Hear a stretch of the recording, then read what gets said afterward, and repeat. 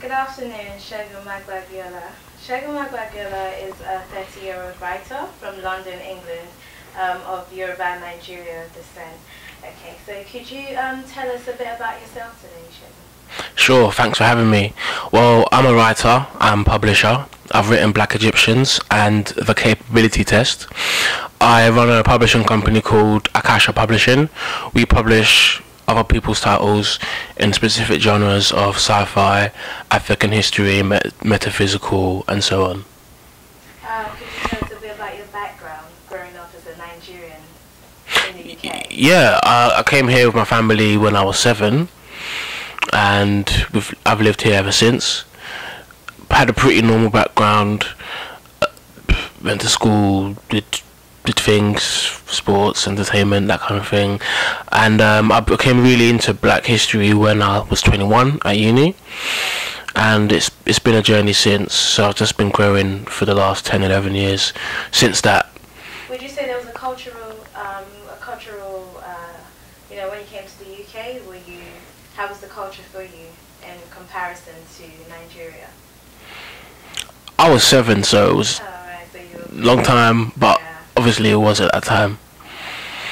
So your book, Black Egyptian, is one of a kind, which we rarely come across when it comes to history or Black history. So you talk about African origin in ancient Egypt.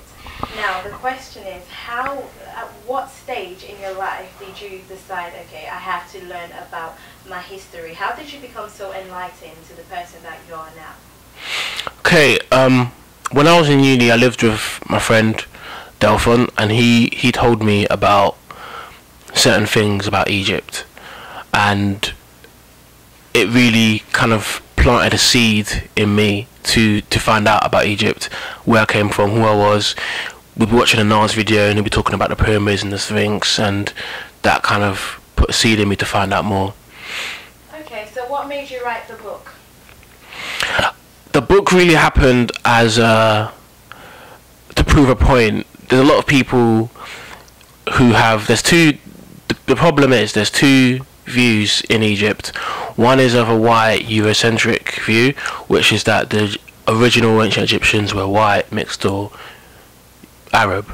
The second is a black or Afrocentric view, that they were dark-skinned Nubians with nappy hair. The problem arises when you look at history and you see there's two completely different pictures and ideas of the two. One of them has to be right. So my job in writing a book was to prove a point, which was that they were black and they did originate from Africa. Okay, so to prove a point, is it to prove a point to yourself or to prove the point to the world? And what did you think would come out of this book? Good question. To me, I already know the truth. Right, and there's a saying, you shall know the truth and the truth shall set you free. So I know the truth, but it's my job to know the truth and then teach others who don't really know the truth, because I didn't know about this when I was young, and now I come across it, it's my job to teach it. I couldn't not write the book, so I had to write the book. So each one basically. Each one teach one. I mean, I have read the book and it's just amazing. You have over 250 pages. How did you come across, how did you manage to get the reference and the research? Thanks a lot.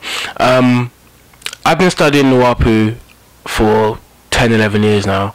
So what happened was I took notes. Every time I read a book, I took notes. And when it came to actually writing the book, I really had no idea how it would pan out in terms of chapters or things I'll talk about. I just knew it had to be done. So it was relatively easy from going into notes to take out a note, expand on it, do more research. There was tons of research involved. It took me 3 years to write, and I generally looked online, got books from the library. It's a lot, but because of the nature of the book itself, it had to be very well referenced. Thank you. And how was the reception towards the book once you published it? People loved it. People loved it. I was quite happy with it.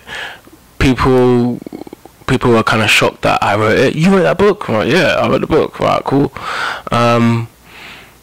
I've done interviews in Black History Month with libraries. I've gone to university tours.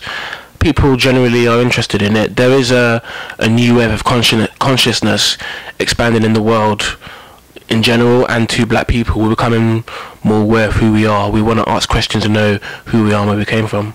Definitely. So you wrote about this is quite exciting. You wrote about the Yoruba relations to ancient Egyptians. I mean, this is really exciting. Could you tell us a bit more about that?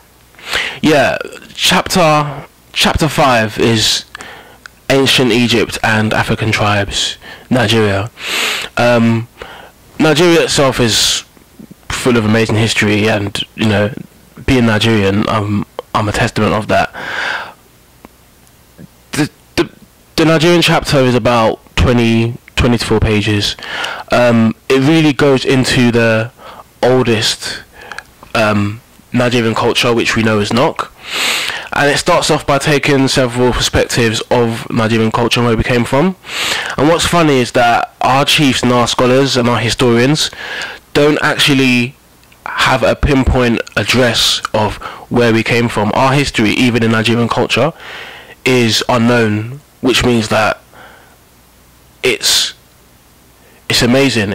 You can't put a point on it, so it's still being uncovered, and that in itself is quite good. Powerful. Are there any points you'd like to tell our audience in relation to the book?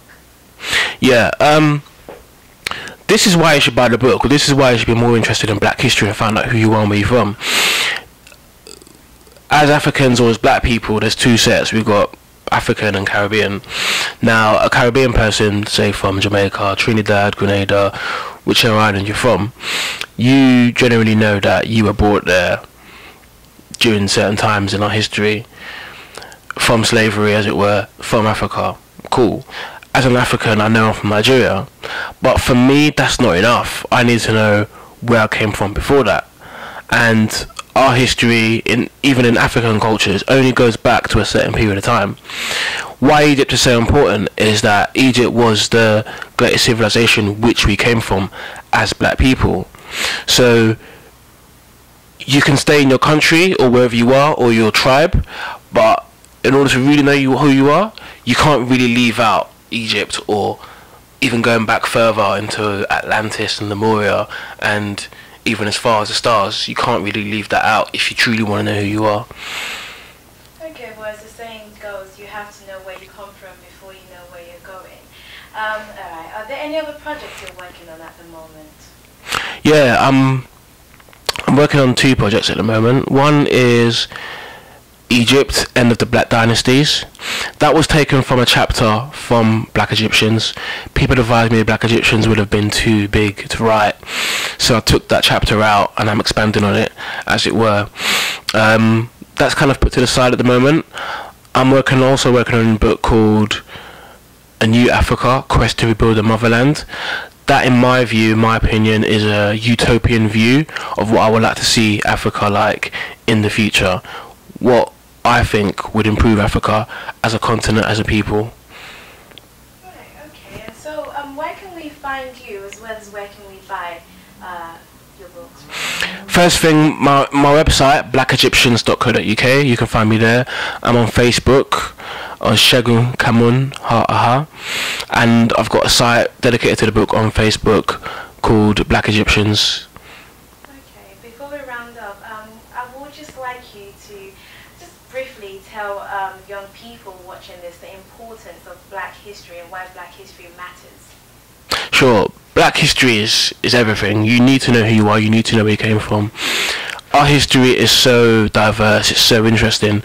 You cannot not know about black history. I'm talking the Dogon tribe, I'm talking Egypt, I'm talking Sumeria, I'm talking African culture. It's amazing. You have to know it because it's part of you, and if you don't know it, you'll be wandering in the future with no knowledge of self, and that's a pretty scary thing to do. Definitely. Well, thank you so much for this interview, and we wish you best of luck. Thank you.